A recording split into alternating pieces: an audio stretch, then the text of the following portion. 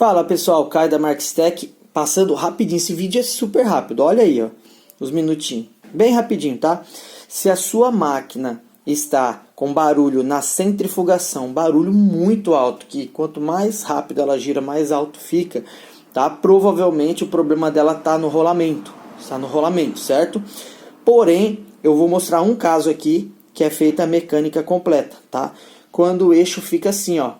Quando a gente tira o rolamento dali de dentro, tá? Aí a gente percebe que o eixo está assim, a gente pergunta para o cliente, já que essa máquina aqui, ó, ela está praticamente zero, mas ela já tem mais de 5 anos de uso, tá? O cliente sempre prefere fazer um mecanismo completo, ou seja, revisão completinha. Olha que coisa bacana.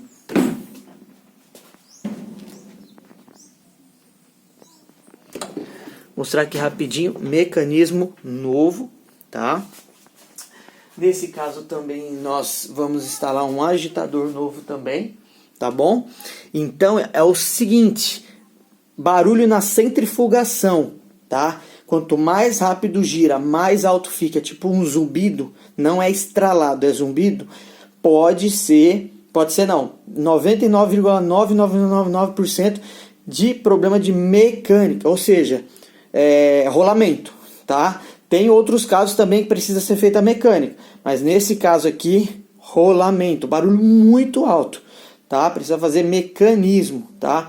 Na sua região, não sei quanto que fica, não posso dar valores aqui, porque cada região tem um valor de mão de obra, tá bom? Mas qualquer coisa, põe no comentário aqui que a gente vai respondendo. Um grande abraço, Deus abençoe vocês.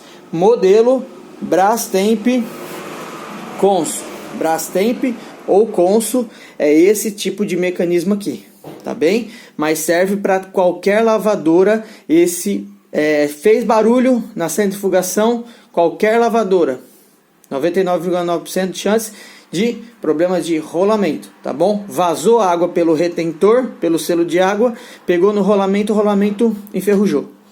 Um abraço, valeu!